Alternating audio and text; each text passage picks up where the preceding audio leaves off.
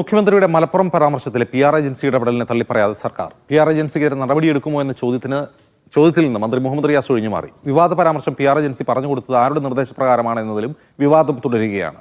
അഭിമുഖവുമായി ഒരു ബന്ധവുമില്ലെന്നും നിയമ നടപടി സ്വീകരിക്കാൻ താല്പര്യമില്ലെന്നുമാണ് PR ഏജൻസിയായ കൈസന്റെ നിലപാട്. ഡി ധനസുമോദ് വിവരങ്ങളുമായി ചേരുന്നു. സുമോദ്, ഈ കൈസൻ ഔദ്യോഗികമായി പ്രതികരിക്കുന്നുണ്ടോ? അവരുമായി ബന്ധപ്പെടാൻ സാധിക്കുന്നുണ്ടോ? ഇതിലെ കൈസന്റെ ഡയറക്ടർ പ്രിയദർശിനിയുമായിട്ടാണ് നമ്മൾ സംസാരിച്ചത്. സംസാരിച്ചു കഴിഞ്ഞപ്പോൾ അവർ പറഞ്ഞത് ആദ്യം ഈ മുഖ്യമന്ത്രിയുടെ PR തങ്ങൾക്കൊരു ബന്ധവുമില്ലെന്നും കേരള CMമായി തങ്ങൾക്ക് യാതൊരുവിധ PR ഏർപ്പാടുമില്ല എന്നുള്ളൊരു കാര്യമാണ് പറഞ്ഞത്. അപ്പോൾ സ്വാഭാവികമായും ഉയരുന്ന ചോദ്യം, എന്തുകൊണ്ട് ഹിന്ദു കൈസനെതിരെ ഇതര ഗുരുതരമായ ഒരു ആരോപണം ഉന്നയിച്ചിട്ട്, അതായത് കൈസന്റെ ഒരു പ്രതിനിധിയാണ് ഇത് എഴുതി നൽകിയത് എന്ന് പറഞ്ഞിട്ട് നിങ്ങൾ എന്തുകൊണ്ട് ഒരു നിയമ നടപടി എടുക്കുന്നില്ല എന്നുള്ള ഒരു ചോദ്യമായിരുന്നു. പക്ഷേ നിയമ നടപടികൾക്ക് തങ്ങൾക്ക് ഇപ്പോൾ താല്പര്യം ഓരോന്ന് ആരെങ്കിലും പറയുന്നതിന് പിന്നാലെ പോകാൻ കഴിയില്ല എന്നുള്ളൊരു കാര്യമാണ് അവർ പറഞ്ഞത്. ഇന്നലെ അവർ പറഞ്ഞതിന്റെ ഫുൾ റെക്കോർഡ് നമ്മുടെ കയ്യിലുണ്ട്. പക്ഷേ വ്യക്തിപരമായ ഒരു സംഭാഷണം കൂടി അതിനകത്ത് ഉള്ളതിനാൽ പൂർണ്ണമായി പുറത്തുവിടാൻ കഴിയില്ല. പക്ഷേ ഈ പ്രിയദർശിനിയോട് തന്നെ ഇന്ന് രാവിലെ സംസാരിച്ചപ്പോൾ അവർ പറയുന്നത് അവർക്ക് കൈസനുമായി ഒരു ബന്ധവുമില്ല എന്നുള്ളൊരു രീതിയിലാണ് അവർ ഇന്ന് സംസാരിച്ചിരിക്കുന്നത്. ആ റെക്കോർഡും നമ്മുടെ കൈവശമുണ്ട്. ഇപ്പോൾ ഈ PR ഏജൻസി, ഇവിടെ ഒരു പ്രധാനപ്പെട്ട പ്രശ്നം നടന്നിരിക്കുന്നത്, ഈ PR ഏജൻസിയുടെ 2 പേർ ആ സമയത്ത് അവിടെ അഭിമുഖം നടക്കുന്ന സമയത്ത് മുറിക്കുള്ളിലുണ്ടായിരുന്നു. അതായത് ഡൽഹിയിൽ 29-ാം തീയതി രാവിലെ 9 മണിക്ക് പ്രതിനിധി, ഹിന്ദുവിന്റെ പ്രതിനിധി അഭിമുഖം നടക്കുന്ന സമയത്ത് 2 പ്രതിനിധികൾ ഉണ്ടായിരുന്നു എന്നുള്ളതാണ് ഈ സാഹചര്യ തെളിവും. ഈ ആൾക്കാരുടെ കാര്യങ്ങളെല്ലാം വെച്ച് നമുക്ക് കൂട്ടി വായിക്കുമ്പോൾ ആ ഉണ്ടായിരുന്ന ഒരാൾ കൈസന്റെ CEO ആയിട്ടുള്ള വിനീത് ഖാന്റെയും മറ്റത് കൈസനുമായി നേരിട്ട് ഔദ്യോഗികമായി ബന്ധമില്ലെങ്കിൽ പോലും ഡൽഹിയിൽ തന്നെ PR ജോലികളിൽ ഏർപ്പെടുകയും ചെയ്യുന്ന മുൻ ഹരിപ്പാട് MLAയുടെ മകനായ TK രവികുമാറിന്റെ മകനായിട്ടുള്ള സുബ്രഹ്മണ്യവുമാണ് ഒപ്പം ഉണ്ടായിരുന്നു എന്നുള്ളൊരു വിവരമാണ് നമുക്ക് ലഭിച്ചിരിക്കുന്നത്. അത് ഇതിനകത്ത് കാര്യം കൈസന്റെ ഒരു നമ്മൾ ലിസ്റ്റ് എടുത്ത് നോക്കിക്കഴിയുമ്പോൾ ഈ പ്രിയദർശിനിയുടെ അല്ലെങ്കിൽ ഈ ഡയറക്ടറുടെയോ വിനീത് ഖാന്റെയുടെയൊക്കെ പേരുള്ളതുപോലെ സുബ്രഹ്മണ്യത്തിന്റെ പേര് ഇതിനകത്ത് ചേർത്തിട്ടില്ല. മാത്രമല്ല ഹിന്ദു പറയുന്നത് ഇത് പിന്നെ ആദ്യം ഹിന്ദുവിനോട് അങ്ങോട്ട് അഭിമുഖം ആവശ്യപ്പെടുകയായിരുന്നു.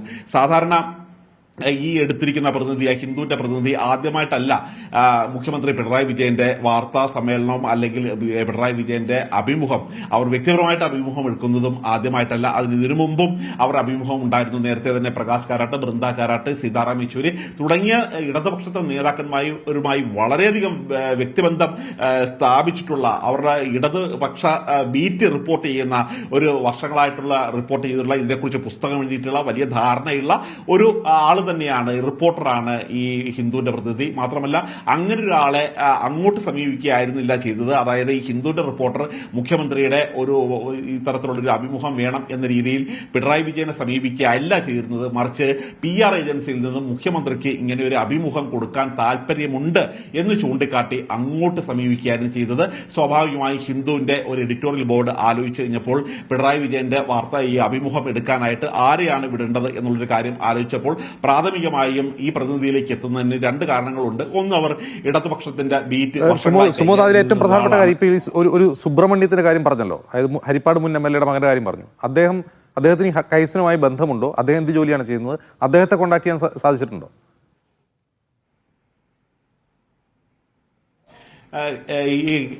ഇദ്ദേഹത്തിന് സുബ്രഹ്മണ്യത്തിനെ നമ്മൾ ഇന്നലെ തൊട്ട് തന്നെ എല്ലാ മാധ്യമ പ്രവർത്തകരും നിരന്തരം ബന്ധപ്പെടുന്നുണ്ട്. ഫോൺ റിങ് ചെയ്യുന്നുണ്ട്. പക്ഷേ ഫോൺ ഇതുവരെ എടുത്തിട്ടില്ല. പക്ഷേ ഈ ഇവിടെ ഉണ്ടായിരുന്നത് സുബ്രഹ്മണ്യം എന്ന് പറഞ്ഞിട്ട് റിലയൻസിന് വേണ്ടി PR ചെയ്യുന്ന ആൾ എന്ന് പറഞ്ഞാണ് പരിചയപ്പെടുത്തിയത്. മാത്രമല്ല മുഖ്യമന്ത്രി സെപ്റ്റംബർ 29-ാം തീയതി ഈ സ്വർണ്ണക്കള്ളക്കടത്തുമായി ബന്ധപ്പെട്ട ഹവാല ഇടപാടുമായി ബന്ധപ്പെട്ട വിവരങ്ങൾ പറഞ്ഞതാണ് എന്ന് പറഞ്ഞ് അഡീഷണൽ ആയിട്ടുള്ള ഈ വിവരം പിന്നീട് ഈ ഹിന്ദുവിന്റെ പ്രതിനിധിക്ക് അയച്ചു കൊടുക്കുകയായിരുന്നു ചെയ്തത്. അതുകൊണ്ട് തന്നെ അവരുടെ കയ്യിൽ സുബ്രഹ്മണ്യം സ്വയം പരിചയപ്പെടുന്നത് റിലയൻസിന് വേണ്ടി PR ചെയ്യുന്ന ആളെന്നാണോ പരിചയപ്പെടുത്തിയത്? അങ്ങനെയാണെങ്കിൽ ആ PR സ്ഥാപനത്തിന്റെ പേര് അദ്ദേഹം വെളിപ്പെടുത്തിയോ? അദ്ദേഹത്തിന് കൈസനുമായി ബന്ധമുണ്ടോ? ഹിന്ദുവിന്റെ പ്രതിനിധിയായിട്ട് സംസാരിച്ചു കഴിഞ്ഞപ്പോൾ കൈസന്റെ പേരല്ല പറഞ്ഞത്, റിലയൻസിന് വേണ്ടി PR ചെയ്യുന്ന ആൾ എന്ന രീതിയിലാണ്. അവിടെയാണ് ഒരു പ്രധാനപ്പെട്ട ക്വസ്റ്റ്യൻ വരുന്നത്.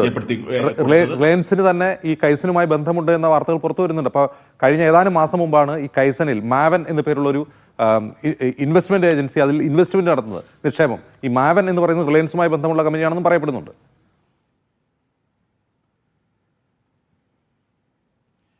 ഏതായാലും ഈ സുബ്രഹ്മണ്യം ഹിന്ദുവിന്റെ പ്രതിനിധിയോട് പറഞ്ഞത് താൻ കൈസന്റെ പ്രതിനിധിയാണെന്നോ അല്ലെന്നോ അല്ല പറഞ്ഞത്, പരിചയപ്പെടുത്തിയത് താൻ റിലയൻസിന് വേണ്ടി PR ചെയ്തിരുന്ന ഒരു ആളാണ് എന്ന് തന്നെ പറഞ്ഞത്. നേരത്തെ നമ്മൾ സുബ്രഹ്മണ്യത്തിന്റെ ഒരു ബാക്ക്ഗ്രൗണ്ട് പരിശോധിക്കുകയാണെങ്കിൽ അപൂർവമായിട്ടുള്ള ചില ആൾക്കാർക്ക് മാത്രമാണ് അംബാനിയുടെ മകന്റെ വിവാഹത്തിൽ പങ്കെടുക്കാൻ ക്ഷണക്കത്ത് കിട്ടിയിരുന്നത്. അങ്ങനെ ക്ഷണക്കത്ത് കിട്ടുകയും ആ വിവാഹത്തിൽ പങ്കെടുക്കുകയും ചെയ്ത ഒരാൾ തന്നെയാണ് ഈ സുബ്രഹ്മണ്യം. അതുകൊണ്ട് തന്നെയാണ് ഇത് റിലയൻസിലേക്ക് പ്രധാനമായും റിലയൻസിന്റെ ഒരു PR ചെയ്യുന്ന ആൾ എന്ന തരത്തിൽ അവർ പരിചയപ്പെടുത്തിയത്.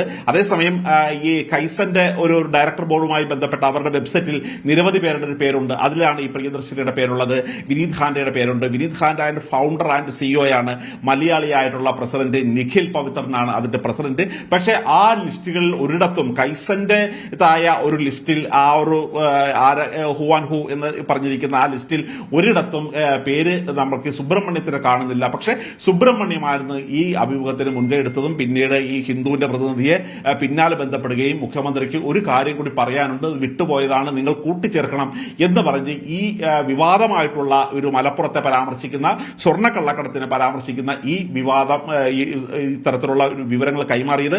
ഇതിനോട് ബന്ധപ്പെട്ട് അജീംസ് വേറൊരു കാര്യം കൂടി പങ്കുവയ്ക്കാനുള്ളത്, കാര്യം ഈ പല ആളുകളും ഇതുപോലെ ഡൽഹിയിലെ മാധ്യമപ്രവർത്തകരെ ബന്ധപ്പെടുന്നുണ്ട്. നമ്മൾ ഇതിനകം തന്നെ സംസാരിച്ചു കഴിഞ്ഞപ്പോൾ മറ്റു ഇംഗ്ലീഷിലെ മാധ്യമ സ്ഥാപനങ്ങളിൽ ബന്ധപ്പെടുന്ന ആളുകളോട് അങ്ങോട്ട് കേരള CMന്റെ ഒരു ഇന്റർവ്യൂ നിങ്ങൾക്ക് തരാം എന്ന് പറഞ്ഞ് ഒരു ഓഫർ പലയിടത്തും വന്നിരുന്നു. പക്ഷേ അവർ പറഞ്ഞത് അവരുടെ കേരള ബ്യൂറോയിൽ ബന്ധപ്പെട്ട് അവിടെ ഒന്ന് കോർഡിനേറ്റ് ചെയ്യാം എന്ന് പറഞ്ഞുകൊണ്ട് മാത്രമാണ് ചില ഇംഗ്ലീഷ് മാധ്യമപ്രവർത്തകർക്ക് ആ തരത്തിലുള്ള ഒരു അഭിമുഖം കിട്ടാതെ വന്നത്. ഏതായാലും ഇതോടുകൂടി ഒരു കാര്യം വ്യക്തമാകുകയാണ്. കാര്യം ഈ PR ഏജൻസി ഹിന്ദുവിൽ മാത്രമല്ല ഇത്തരത്തിലുള്ള ഒരു അഭിമുഖം നൽകാം എന്ന രീതിയിൽ ഓപ്പറേഷൻ ചെയ്തിരിക്കുന്നത്, മറ്റു പല ഇംഗ്ലീഷിലെ മാധ്യമ സ്ഥാപനങ്ങളിലും ചെയ്തിട്ടുണ്ട്. കാര്യം അവർ അപ്പോഴും പറഞ്ഞിരിക്കുന്നത് കേരള പ്രതിനിധികളുമായി ബന്ധപ്പെട്ട് ചെയ്യണം എന്നുള്ളൊരു കാര്യം കൊണ്ടാണ്. മാത്രമല്ല ഇതിനകത്ത് ഈ ബന്ധപ്പെടുന്ന പല ആൾക്കാരും പറയുന്നത് ഈ സ്വർണ്ണക്കള്ളക്കടത്തുമായി ബന്ധപ്പെട്ട കാര്യങ്ങൾ കൂടുതൽ പ്രൊജക്ട് ചെയ്യണം എന്നുള്ളതാണ്. കാര്യം ആ സമയത്ത് ഈ മാധ്യമപ്രവർത്തകർക്ക് അറിയാൻ കഴിഞ്ഞിരുന്നില്ല എന്തുകൊണ്ടാണ് ഈ സ്വർണ്ണക്കള്ളക്കടത്ത് ഇങ്ങനെ പ്രൊജക്ട് ചെയ്യണമെന്ന്. പക്ഷെ അതിനുശേഷം ഈ വിവാദം ഉണ്ടായതിനു ശേഷം ഡൽഹിയിലെ പല ഇംഗ്ലീഷ് മാധ്യമപ്രവർത്തകരുമായി നമ്മൾ ബന്ധപ്പെട്ട് കഴിയുമ്പോഴാണ് അവർക്ക് സംസാരിക്കുന്നത്. ഈ പിന്നോട്ട് പോയി ഒന്ന് ചിന്തിച്ചു കഴിഞ്ഞപ്പോഴാണ് ഈ സ്വർണ്ണക്കള്ളക്കടത്ത് എന്തുകൊണ്ടാണ് ഫോക്കസ് ചെയ്യണം എന്നുള്ളൊരു കാര്യം പറയുന്നത്. കാര്യം ADGP അജിത് കുമാറിന്റെ വലിയൊരു ഭരണ നേട്ടമായിട്ട് തന്നെയാണ്. സുമോദ് ഒരൊറ്റ കാര്യം കൂടി, സുമോദിനെ ഈ PR ഏജൻസികൾ ബന്ധപ്പെട്ടിരുന്നോ?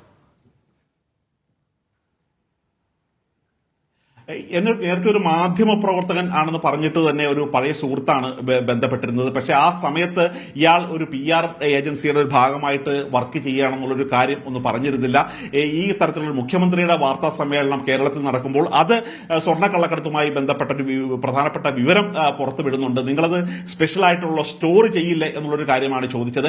അപ്പോൾ തന്നെ തിരുവനന്തപുരം ബ്യൂറോ ചീഫായിട്ടുള്ള സാജുവിന്റെ നമ്പർ ഞാൻ കൈമാറുകയാണ് ചെയ്തത്. കാര്യം സ്വാഭാവികമായി നമ്മുടെ റിപ്പോർട്ടിംഗ് പരിധിയിൽ വരുന്ന ഒരു കാര്യമല്ല. കേരളത്തിൽ നടക്കുന്ന ഒരു വാർത്താ സമ്മേളനം റിപ്പോർട്ട് ചെയ്യുന്നതുമായി ബന്ധപ്പെട്ട കാര്യങ്ങൾ സാജുവിനോട് പറഞ്ഞ് സംസാരിക്കണം എന്ന് പറഞ്ഞിട്ട് അദ്ദേഹത്തിന് സാജുവിന്റെ നമ്പറാണ് കൊടുത്തത്. അതുമായി ബന്ധപ്പെട്ട കൂടുതൽ കാര്യങ്ങളിലേക്ക് പിന്നെ നമ്മൾ കടന്നുപോയിട്ടില്ല. പക്ഷേ ഇതെല്ലാം പിന്നീട് ഈ തരത്തിലുള്ള ഒരു കാര്യങ്ങൾ കൂട്ടി വായിക്കുമ്പോഴാണ് ഈ ആൾക്കാർ നിരന്തരം പല ഡൽഹിയിലെ മാധ്യമപ്രവർത്തകരെ ബന്ധപ്പെട്ടത് അവർക്കിഷ്ടമുള്ള വാർത്ത ഒരു പ്ലാൻ ചെയ്യാൻ വേണ്ടിയാണെന്നുള്ള അവരിഷ്ടമുള്ള വാർത്ത പ്ലാൻ ചെയ്യുക മാത്രമല്ല, അത് ഡൽഹിയിൽ നിന്ന് റിപ്പോർട്ട് ചെയ്യപ്പെടണമെന്ന PR ഏജൻസികൾക്ക് നിർബന്ധമുണ്ടായിരുന്നു എന്നാണ് ഇതുവരെയുള്ള സംഭവവികാസങ്ങൾ നമ്മൾ മനസ്സിലാക്കുന്നത്.